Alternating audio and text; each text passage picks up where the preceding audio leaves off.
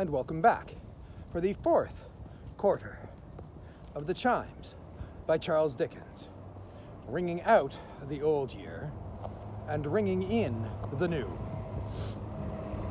Some new remembrance of the ghostly figures in the bells, some faint impression of the ringing of the chimes, some giddy consciousness of having seen the swarm of phantoms reproduced and reproduced until the recollection of them lost itself in the confusion of their numbers. Some hurried knowledge, how conveyed to him he knew not, that more years had passed. And Trotty, with the spirit of the child attending him, stood looking on at mortal company. Fat company, rosy-cheeked company, comfortable company. They were but two, but they were red enough for 10. They sat before a bright fire with a small, low table between them. And unless the fragrance of hot tea and muffins lingered longer in that room than in most others, the table had seen service very lately. But all the cups and saucers being clean and in their proper places in the corner cupboard, and the brass toasting fork hanging in its usual nook and spreading its 4 idle fingers out as if it wanted to be measured for a glove, there remained no other visible tokens of the meal just finished than such as purred and washed their whiskers in the person of the basking cat, and glistened in the gracious, not to say the greasy, faces of her patrons. The cozy couple, married, evidently, had made a fair division of the fire between them, and sat looking at the glowing sparks that dropped into the grate, now nodding off into a doze, now waking up again when some hot fragment, larger than the rest, came rattling down as if the fire were coming with it. It was in no danger of sudden extinction, however, for it gleamed not only in the little room, and on the panes of window glass in the door, and on the curtain half drawn across them, but in the little shop beyond. A little shop quite crammed and choked with abundance of its stock. A perfectly voracious little shop, with a maw as accommodating and full as any shark's. Cheese, butter, firewood, soap, pickles, matches, bacon, table beer, peg tops, sweetmeats, boys' kites, birdseed, cold ham, birch brooms, hearthstones, salt, vinegar, blacking, red herring, stationery, lard, mushroom ketchup, stale laces, loaves of bread, shuttlecocks, eggs, and slate pencils. Everything was fish that came to the net of this greedy little shop, and all articles were in its net. How many other kinds of petty merchandise were there, it would be difficult to say.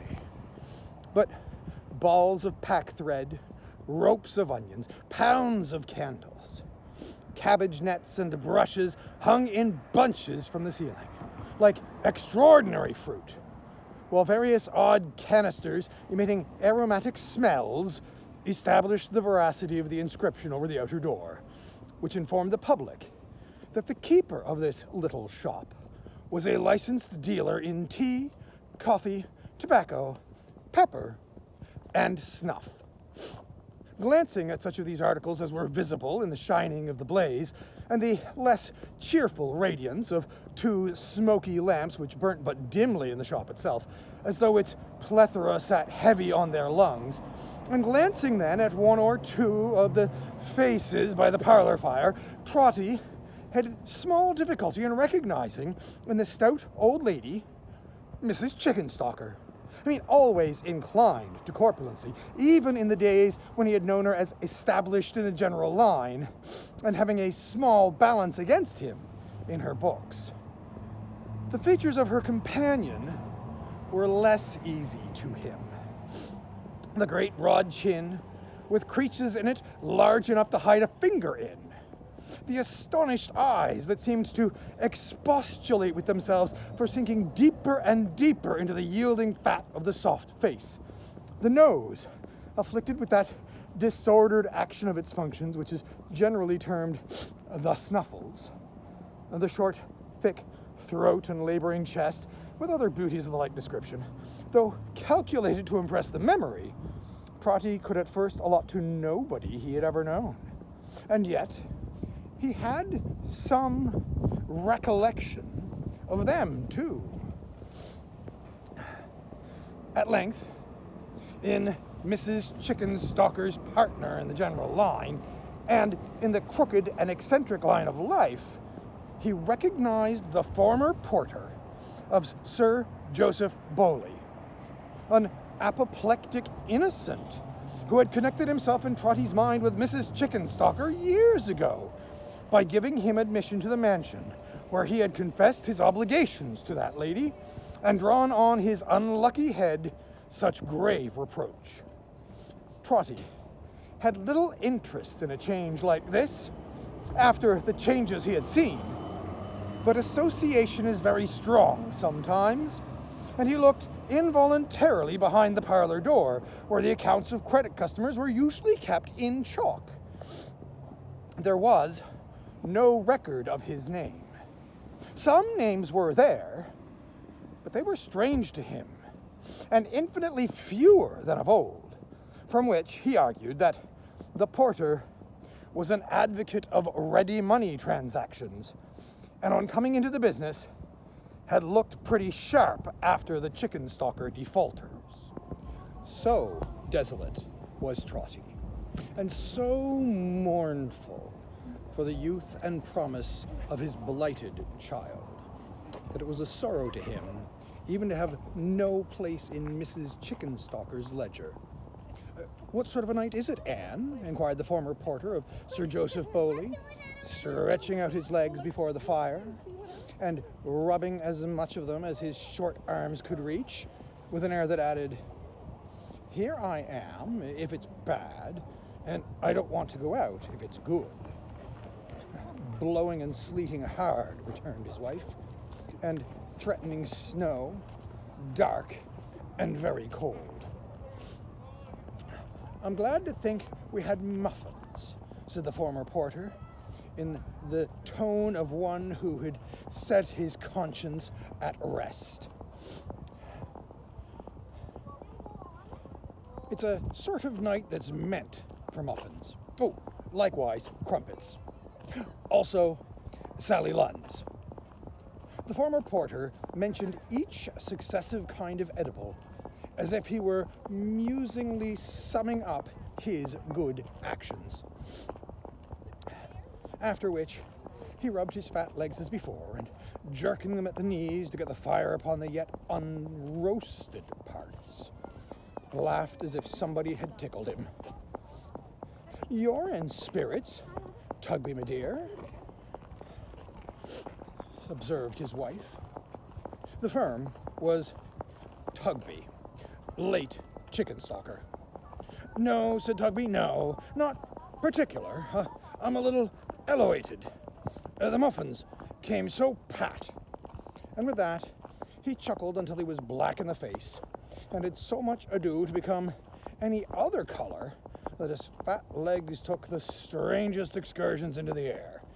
Nor were they reduced to anything like decorum until Mrs. Tugby had thumped him violently on the back and shaken him as if he were a great bottle. "Good gracious, goodness, Lord of mercy, bless and save the man," cried Mrs. Tugby, in great terror. "What's he doing?" Mr. Tugby wiped his eyes and faintly repeated that he found himself a little elevated. "Then don't be so again. That's a dear good soul," said Mrs. Tugby. "If you don't want to frighten me to death with your struggling and fighting."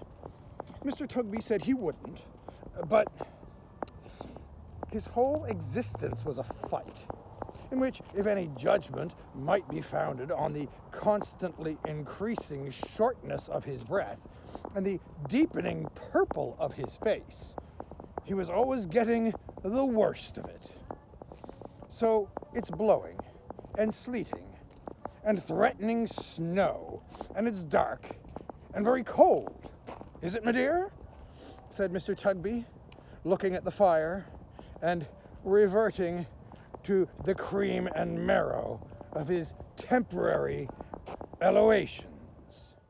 "Hard weather indeed," returned his wife, shaking her head. Aye, years," said Mr. Tugby, "are like Christians in that respect. Some of 'em die hard, some of 'em die easy. This one hasn't many days to run and is making a fight for it. I like him all the better. There's a customer, my love." Attentive to the rattling door, Mrs. Tugby had already risen. "Now then," said that lady, passing out into the little shop, "what's wanted? Oh, I beg your pardon, sir, I'm sure. I didn't think it was you." She made this apology to a gentleman in black, who, with his wristbands tucked up and his hat cocked loungingly on one side and his hands in his pockets, sat down astride on the table barrel and nodded in return. "This is a bad business upstairs, Mrs. Tugby," said the gentleman. "The man can't live." "Not the back attic can't," cried Tugby, coming out into the shop to join the conference. "The back attic, Mr. Tugby," said the gentleman, "is coming downstairs fast, and will be below the basement very soon." Looking by turns at Tugby and his wife, he sounded the barrel with his knuckles for the depth of beer, and having found it, played a tune upon the empty part. "The back attic, Mr. Tugby," said the gentleman, Tugby having stood in silent consternation for some time, "is going." "Then," said Tugby, turning to his wife, "he must go, you know, before he's gone." "Oh, I don't think you can move him," said the gentleman, shaking his head. "I wouldn't take the responsibility of saying it could be done myself. You had better leave him where he is. He can't live long." "It is the only subject," said Tugby, bringing the butter scale down upon the counter with a crash by weighing his fist on it, "that we've ever had a word upon, she and me. And look what it comes to. He's going to die here after all. Going to die upon the premises. Going to die in our house." "And where should he have died, Tugby?" cried his wife. "Well, in the workhouse," he returned. "What is workhouses made for?" "Not for that," said Mrs. Tugby with great energy. "Not for that. Neither did I marry you for that. Don't think it, Tugby. I won't have it. I won't allow it. I'd be separated first and never see your face again. When my widow's name stood over that door, as it did for many years, this house being known as Mrs. Chickenstalker's far and wide, and never known but to its honest credit and good report, when my widow's name stood over that door, Tugby, I knew him as a handsome, steady, manly, independent youth. I knew her as the sweetest looking, sweetest tempered girl eyes ever saw. I knew her father, poor old creature. He fell down from the steeple walking in his sleep and killed himself. For the simplest, hardest working, childest hearted man that ever drew the breath of life. And when I turn them out of house and home, may angels turn me out of heaven, as they would, and serve me right." Her old face, which had been a plump and dimpled one before the changes which had come to pass, seemed to shine out of her as she said these words. And when she dried her eyes and shook her head and her handkerchief at Tugby, with an expression of firmness which it was quite clear was not to be easily resisted, Trotty said, "Bless her, bless her." And then he listened, with a panting heart, for what should follow, knowing nothing yet but that they spoke of Meg. If Tugby had been a little elevated in the parlour, he more than balanced that account by being not a little depressed in the shop, where he now stood staring at his wife, without attempting a reply, secretly conveying, however, either in a fit of abstraction or as a precautionary measure, all of the money from the till into his own pockets as he looked at her. The gentleman upon the table beer cask, who appeared to be some authorized medical attendant upon the poor, was far too well accustomed, evidently, to little differences of opinion between man and wife, to interpose any remark in this instance. He sat, softly whistling, and turning little drops of beer out of the tap upon the ground, until there was a perfect calm, when he raised his head, and said to Mrs. Tugby, late chicken stalker, "There's something interesting about the woman, even now. How did she come to marry him?" "Oh, why, that," said Mrs. Tugby, taking a seat near him, "is not the least cruel part of her story, sir. You see, they kept company, she and Richard, many years ago, when they were a young and beautiful couple, and everything was settled, and they were to have been married on a New Year's Day. But somehow Richard got it into his head, through what the gentleman told him, that he might do better, and that he'd soon repent it, and that she wasn't good enough for him, and that a young man of spirit had no business to be married. And the gentleman frightened her, and made her melancholy, and timid of his deserting her, and of her children coming to the gallows, and of its being wicked to be man and wife, and a good deal more of it. And in short, they lingered and lingered, and their trust in one another was broken, and so at last was the match. But the fault was his. She would have married him, sir, joyfully. I've seen her heart swell many times afterwards when he passed her in a proud and careless way, and never did a woman grieve more truly for a man than she for Richard when he first went wrong." "Oh, he went wrong, did he?" said the gentleman, pulling out the vent peg of the table beer and trying to peep down into the barrel through the hole. "Well, sir, I don't know that he rightly understood himself, you see. I think his mind was troubled by their having broke with one another, and that but for the being ashamed before the gentleman, and perhaps for being uncertain, too, how she might take it, he'd have gone through any suffering or trial to have had Meg's promise and Meg's hand again. That's my belief. He never said so, more's the pity. He took to drinking and idling, bad company, bad companions, all the fine resources that were to be so much better for him than the home he might have had. He lost his looks, his character, his health, his strength, his friends, his work, everything." "Well, he didn't lose everything, Mrs. Tugby," returned the gentleman, "because he gained a wife, and I want to know how he gained her." "Oh, I'm coming to it, sir, in a moment. So this went on for years and years, he sinking lower and lower, she enduring, poor thing, miseries enough to wear her life away. At last he was so cast down and cast out that no one would employ or notice him, and doors were shut upon him, go where he would, applying from place to place and door to door, and coming for the 100th time to one gentleman who had often and often tried him. He was a good workman to the very end. That gentleman, who knew his history, said, 'I believe you are incorrigible. There's only one person in the world who has a chance of reclaiming you. Ask me to trust you no more until she tries to do it.' Something like that. I mean, in his anger and vexation." "Oh," said the gentleman. "Well?" "Well, sir, he went to her, and kneeled to her, and said it was so, said it ever had been so, and made a prayer to her to save him." And she, oh, don't distress yourself, Mrs. Tugby. No, she came to me that night to ask me about living here. What he was once to me, she said, is buried in a grave, side by side with what I was to him. But I have thought of this, and I will make the trial, in the hope of saving him. For the love of the light-hearted girl, oh, you remember her, who was to have been married on a New Year's Day, and for the love of her Richard. And she said he had come to her from Lillian, and Lillian had trusted to him, and she never could forget that.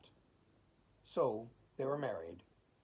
And when they came home here, and I saw them, I hoped that such prophecies as parted them when they were young may not often fulfill themselves as they did in this case, or I would not be the makers of them for a mine of gold. The gentleman got off the cask and stretched himself, observing, I suppose he used her ill as soon as they were married? Oh, no, I don't think he ever did that, said Mrs. Tugby, shaking her head and wiping her eyes. He went on better for a short time, but his habits were too old and strong to be got rid of. He soon fell back a little, and was falling fast back when his illness came so strong upon him. I think he has always felt for her. I am sure he has. I have seen him, in his crying fits and tremblings, try to kiss her hand. And I have heard him call her Meg, and say it was her 19th birthday. And there he has been, lying now, these weeks and months. Between him and her baby, she has not been able to do her old work. And by not being able to be regular, she has lost it, even if she could have done it. Oh, how they have lived, I hardly know. I know, muttered Mr. Tugby, looking at the till, and round the shop, and at his wife, and rolling his head with immense intelligence, like fighting cocks. He was interrupted by a cry, a sound of lamentation from the upper story of the house. The gentleman moved hurriedly to the door. My friend, he said, looking back, you needn't discuss whether he shall be removed or not. He has spared you that trouble, I believe. Saying so, he ran upstairs, followed by Mrs. Tugby, while Mr. Tugby panted and grumbled after them. At leisure. Being rendered more than commonly short-winded by the weight of the till, in which there had been an inconvenient quantity of copper. Trotty, with the child beside him, floated up the staircase like mere air. Follow her, follow her, follow her. He heard the ghostly voices in the bells repeat their words as he ascended. Learn it from the creature, dearest to your heart. It was over. It was over. And this was she, her father's pride and joy. This haggard, wretched woman, weeping by the bed, if it deserved that name, and pressing to her breast, hanging down her head upon an infant. Oh, who can tell how spare, how sickly, how poor an infant? Who can tell how dear? Thank God, cried Trotty, holding up his folded hands. Oh, God be thanked, she loves her child. The gentleman, not otherwise hard-hearted or indifferent to such scenes, than that he saw them every day, and knew that they were figures of no moment in the filer's sums, mere scratches in the working of those calculations, laid his hand upon the heart that beat no more, and listened for the breath, and said, Well, his pain is over. It is better as it is. Mrs. Tugby tried to comfort her with kindness. Mr. Tugby tried philosophy. Come, come, he said, with his hands in his pockets. You mustn't give way, you know. That won't do. You must fight up. What would have become of me if I'd given way when I was a porter, and we had as many as 6 runaway carriage doubles at our door in one night? But I fell back upon my strength of mind and didn't open it. Again, Trotty heard the voices saying, "Follow her." He turned towards his guide and saw it rising from him, passing through the air. "Follow her," it said, and vanished. He hovered round her, sat down at her feet, looked up into her face for one trace of her old self, listened for one note of her old pleasant voice. He flitted round the child, so wan, so prematurely old, so dreadful in its gravity, so plaintive in its feeble, mournful, miserable wail. He almost worshipped it. He clung to it as her only safeguard, as the last unbroken link that bound her to endurance. He set his father's hope and trust on the frail baby, watched her every look upon it, as she held it in her arms, and cried 1,000 times, "She loves it! Oh, God be thanked, she loves it!" He saw the woman tend her in the night, return to her when her grudging husband was asleep and all was still, encourage her, shed tears with her, set nourishment before her. He saw the day come and the night again, and the day and the night, and the time go by, the house of death relieved of death.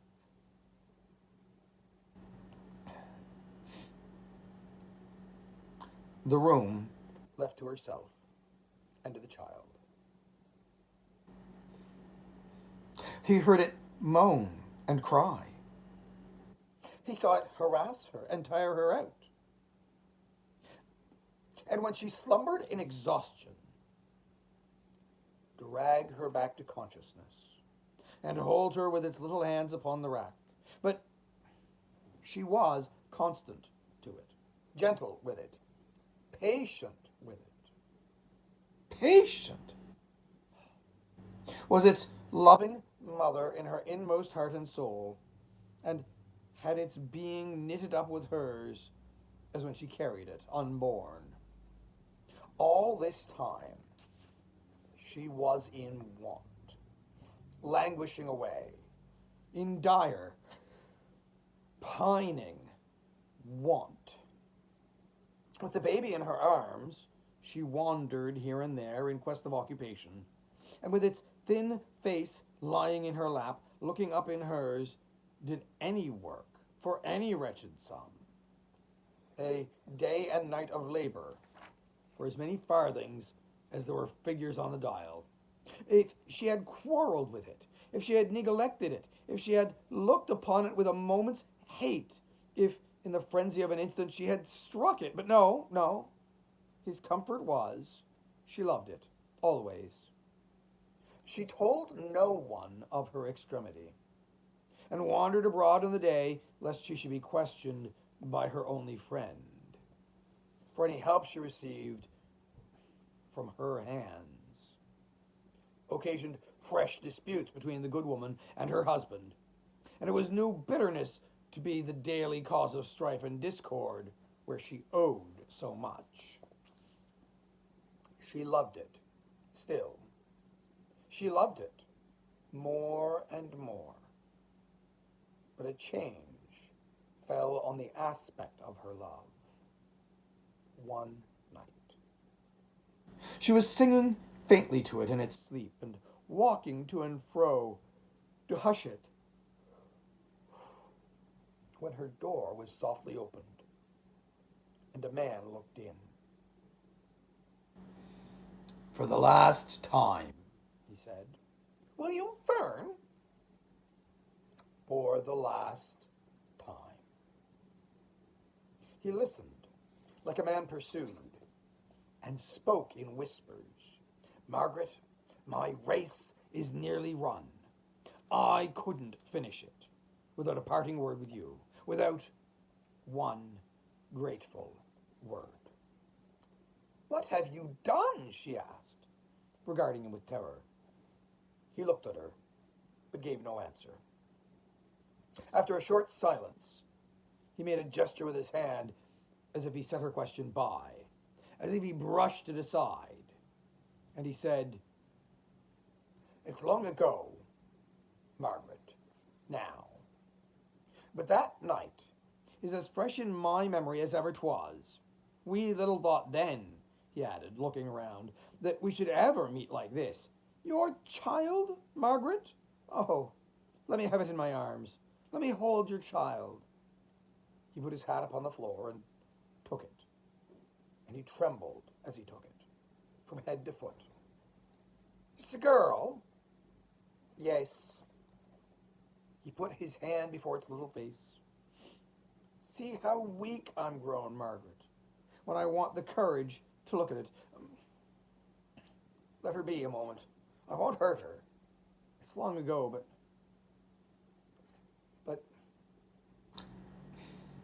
what's her name? Margaret, she answered quickly. Oh, I'm glad of that, he said. I'm glad of that. He seemed to breathe more freely, and after pausing for an instant, took away his hand and looked upon the infant's face, but covered it again immediately. Margaret, he said, and gave her back the child. It's Lillian's. Lillian's? I held the same face in my arms when Lillian's mother died and left her.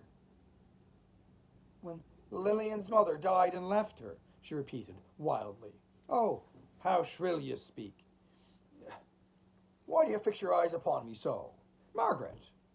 She sunk down in a chair and pressed the infant to her breast and wept over it.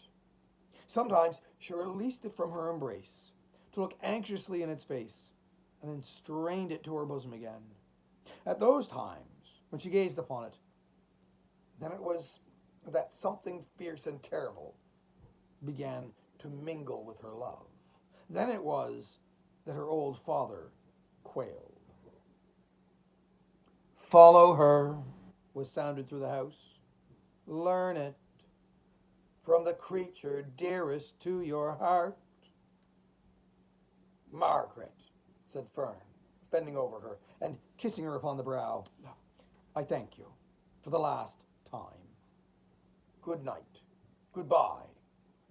Put your hand in mine and tell me you'll forget me from this hour. And try to think that the end of me was here. What have you done? She asked again. There'll be a fire tonight, he said, removing from her. There'll be fires this winter time to light the dark nights, east, west, north, and south. When you see the distant sky red, they'll be blazing.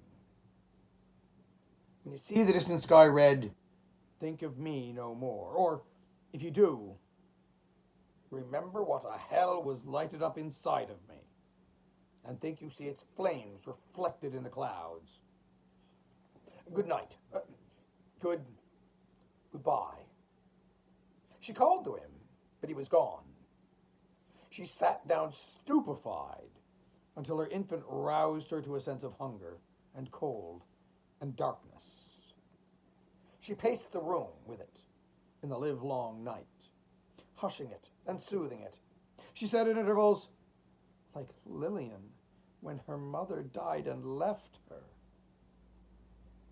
Why was her step so quick, her eyes so wild, her loves so fierce and terrible whenever she repeated those words? But it is love, said Trotty. It is love. She'll never cease to love it. Oh, my poor Meg. She dressed the child next morning with unusual care. Ah, vain expenditure of care upon such squalid robes, and once more tried to find some means of life. It was the last day of the old year. She tried until night, and never broke her fast. She tried in vain. She mingled with an abject crowd who tarried in the snow until it pleased some officer appointed to dispense the public charity, the lawful charity, not that once preached upon a mount, to call them in and question them, and say to this one, go to such a place, and to that one, come next week, to make a football of another wretch and pass him here and there from hand to hand, from house to house, until he wearied and lay down to die, or started up and robbed, and so become a higher sort of criminal, whose claims allowed of no delay. Here, too, she failed. She loved her child, and wished to have it lying on her breast, and that was quite enough. It was night, a bleak, dark, cutting night, when, pressing the child close to her for warmth, she arrived outside the house she called her home. She was so faint and giddy that she saw no one standing in the doorway until she was close upon it and about to enter, and then she recognized the master of the house, who had so disposed himself, with his person it was not difficult, as to fill up the whole entry. Oh, he said, softly. You come back. She looked at the child and shook her head.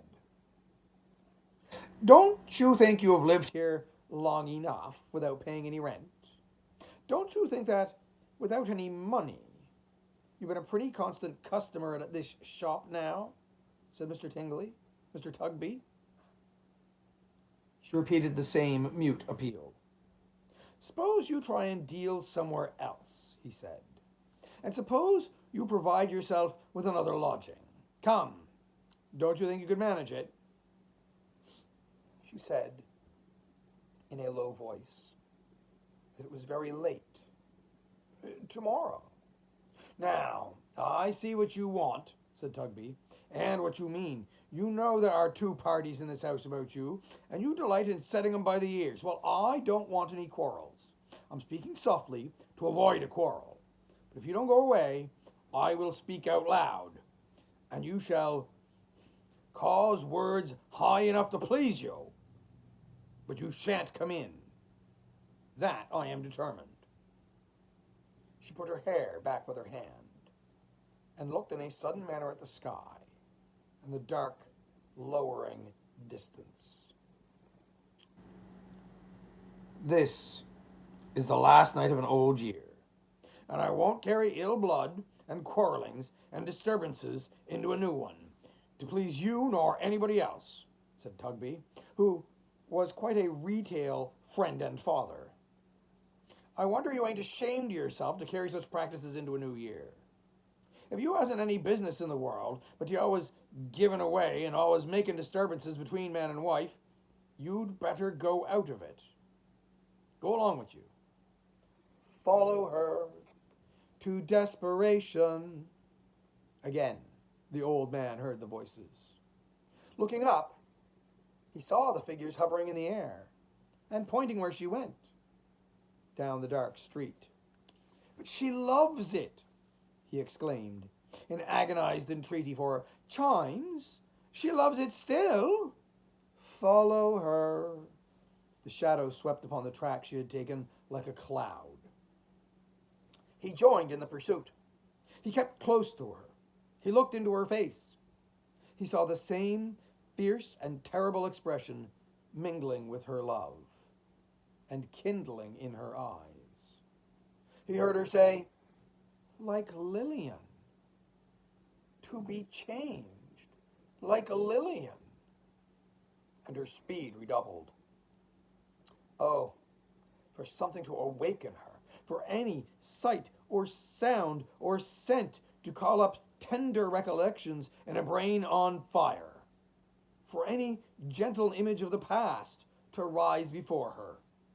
But I was her father. I was her father, cried the old man, stretching out his hands to the dark shadows flying on above. Have mercy on her and on me. Where does she go? Turn her back. I was her father. But they only pointed to her as she hurried on and said, To desperation, learn it from the creature dearest to your heart. 100 voices echoed it.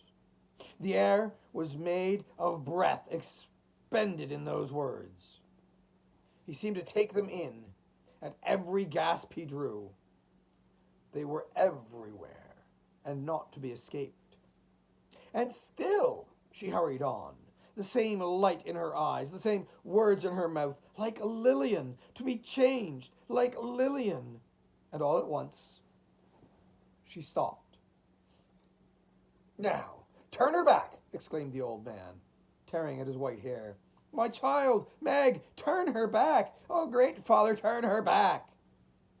In her own scanty shawl, she wrapped the baby warm. With her fevered hands, she smoothed its limbs, composed its face, arranged its mean attire. In her wasted arms she folded it, as though she never would resign it more, and with her dry lips kissed it in a final pang and last long agony of love.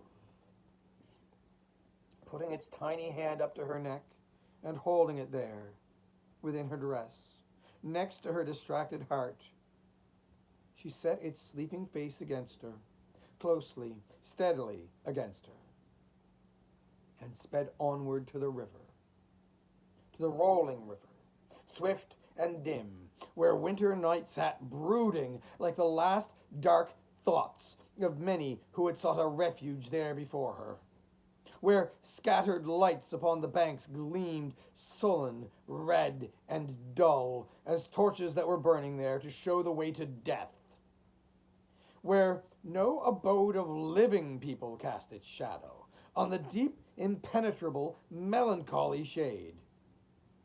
To the river, to that portal of eternity, her desperate footsteps tended, with the swiftness of its rapid waters running to the sea. Oh, he tried to touch her as she passed him, going down to its dark level. The wild, distempered form, the fierce and terrible love, the desperation that had left all human check or hold behind, swept by him like the wind. He followed her. She paused a moment on the brink before the dreadful plunge. He fell down on his knees and in a shriek addressed the figures in the bells now hovering above them. I have learnt it, cried the old man, from the creature dearest to my heart. Oh, save her, save her. He could wind his fingers in her dress, could hold it. As the words escaped his lips, he felt his sense of touch return and knew that he detained her. The figures looked down steadfastly upon him. I have learnt it, cried the old man. Oh, have mercy on me in this hour, if in my love for her, so young and good, I slandered nature in the breasts of mothers rendered desperate. Pity my presumption, wickedness, and ignorance, and save her. He felt his hold relaxing. They were silent still. Have mercy on her, he exclaimed, as one in whom this dreadful crime has sprung from love perverted, from the strongest, deepest love we fallen creatures know. Think what her misery must have been when such seed bears such fruit. Heaven meant her to be good. There is no loving mother on the earth who might not come to this if such a life had gone before. Oh, have mercy on my child, who even at this pass means mercy to her own, and dies herself and perils her mortal soul to save it. She was in his arms. He held her now. His strength was like a giant's. "I see the spirit of the chimes among you," cried the old man, singling out the child and speaking in some inspiration which their looks conveyed to him. "I know that our inheritance is held in store for us by time. I know there is a sea of time to rise one day, before which all who wrong us or oppress us will be swept away like leaves. Oh, I see it on the flow. I know that we must trust and hope, and neither doubt ourselves nor doubt the good in one another. I have learnt it from the creature dearest to my heart. I clasp her in my arms again. Oh, spirits, merciful and good, I take your lesson to my breast along with her. Oh, spirits, merciful and good, I am grateful." And he might have said more, but the bells, the old familiar bells, his own dear, constant, steady friends, the chimes, began to ring the joy peals for a new year. So lustily, so merrily, so happily, so gaily that he leapt upon his feet and broke the spell that bound him. "And whatever you do, father," said Meg, "don't eat tripe again without asking some doctor whether it's likely to agree with you. For how you have been going on. Oh, good gracious." She was working with her needle at the little table by the fire, dressing her simple gown with ribbons for her wedding. So quietly happy, so blooming and youthful, so full of beautiful promise, that he uttered a great cry, as if it were an angel in his house, and then flew to clasp her in his arms. But he caught his feet in the newspaper, which had fallen on the hearth, and somebody came rushing in between them. "No," cried the voice of this same somebody, a generous and jolly voice it was, "not even you, not even you. The first kiss of Meg in the new year is mine, mine. I've been waiting outside the house this hour to hear the bells and claim it. Meg, my precious prize, a happy year, a life of happy years, my darling wife." And Richard smothered her with kisses. You never in all your life saw anything like Trotty after this. Now, I don't care where you have lived or what you have seen. You never in all your life saw anything at all approaching him. He sat down in his chair and beat his knees and cried. He sat down in his chair and beat his knees and laughed. He sat down in his chair and beat his knees and laughed and cried together. He got out of his chair and hugged Meg.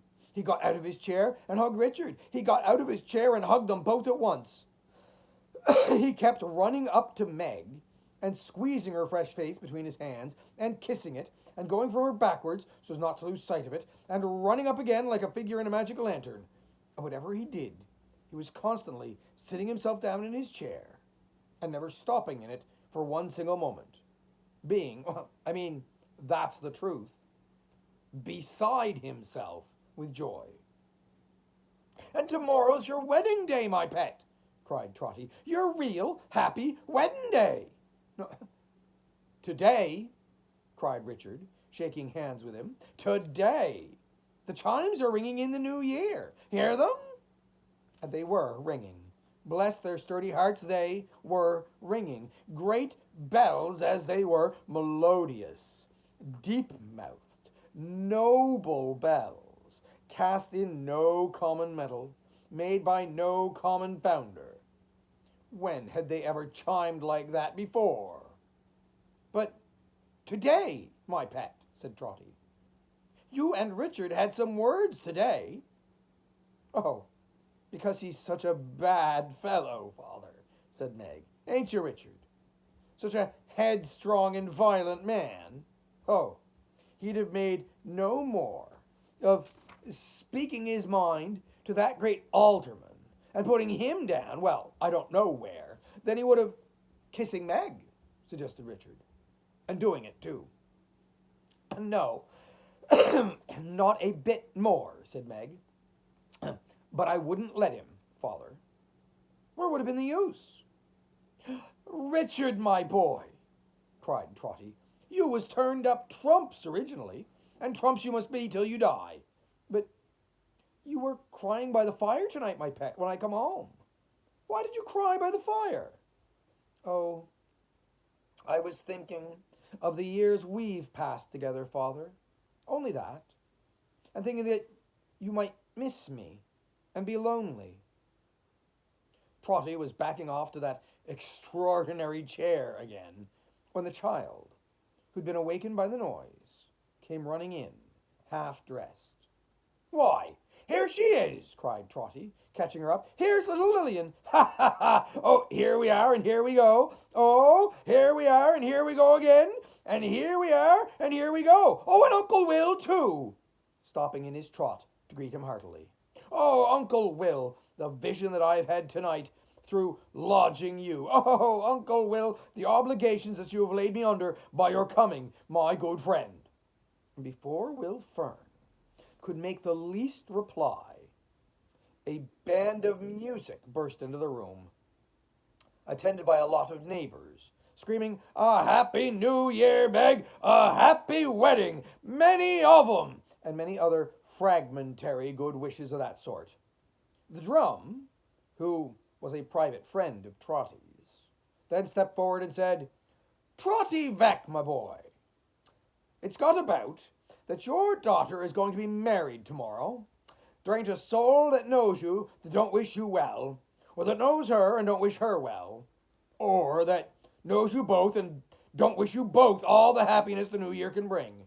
And here we are, to play it in and dance it in, accordingly," which was received with a general shout. The drum was either rather drunk, by the by, but never mind. "What a happiness it is, I'm sure," said Trotty, "to be so esteemed. How kind and neighbourly you are. It's all along of my dear daughter. She deserves it."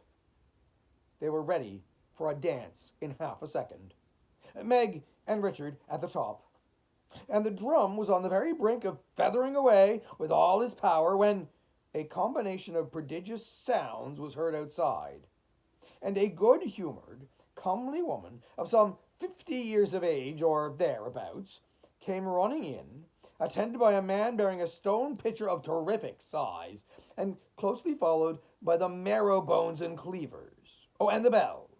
Well, not the bells, but a portable collection on a frame. Trotty said, "It's Mrs. Chickenstalker," and sat down and beat his knees again. "Married, and not tell me, Meg," cried the good woman. "Never! I couldn't rest on the last night of the old year without coming to wish you joy. I couldn't have done it, Meg, not if I'd been bedridden. So here I am. And as it's New Year's Eve, and the eve of your wedding too, my dear, I had a little flip made, and I brought it with me." Mrs. Chickenstalker's notion of a little flip did honour to her character. The pitcher steamed and smoked and reeked like a volcano, and the man who had carried it was faint. "Mrs. Tugby," said Trotty, who had been going round and round her in an ecstasy. I should say, Chickenstalker. Oh, bless your heart and soul. A happy New Year, and many of 'em. Oh, Mrs. Tugby, said Trotty, when he saluted her. I should say, Chickenstalker. This is William Fern and Lillian." The worthy dame, to his surprise, turned very pale, and then very red. "Not Lillian Fern, whose mother died in Dorsetshire," she. And her uncle answered, "Yes." And meeting hastily, they exchanged some hurried words together, of which the upshot was that Mrs. Chickenstalker shook him by both hands, saluted Trotty on his cheek again of her own free will, and took the child to her capacious breast. "Will Fern," said Trotty, pulling on his right-hand muffler. "Not the friend you was hoping to find?" Aye, returned Will, putting a hand on each of Trotty's shoulders, and like to prove us most as good a friend, if that can be, as the one I found. Oh, said Trotty, please to play up there. Will, you have the goodness. And to the music of the band, and the bells, and the marrowbones, and cleavers, all at once, and while the chimes were yet in lusty operation out of doors, Trotty, making Meg and Richard second couple, led off Mrs. Chickenstalker down the dance, and danced it in a step unknown before or since, founded on his own peculiar trot. Had Trotty dreamed? Or are his joys and sorrows, and the actors in them, but a dream? I mean, himself a dream. The teller of this tale a dreamer, waking but now. I mean, if it be so, O listener, dear to him in all his visions, try to bear in mind the stern realities from which these shadows come. And in your sphere, none is too wide and none too limited for such an end, endeavor to correct, improve, and soften them. So may the new year be a happy one to you, happy to many more, whose happiness depends on you. So may each year be happier than the last, and not the meanest of our brethren or sisterhood debarred from their rightful share in what our great Creator formed them to enjoy. And so ends The Chimes by Charles Dickens. Written, published, 1844. A goblin story of some bells that rang an old year out and a new year in.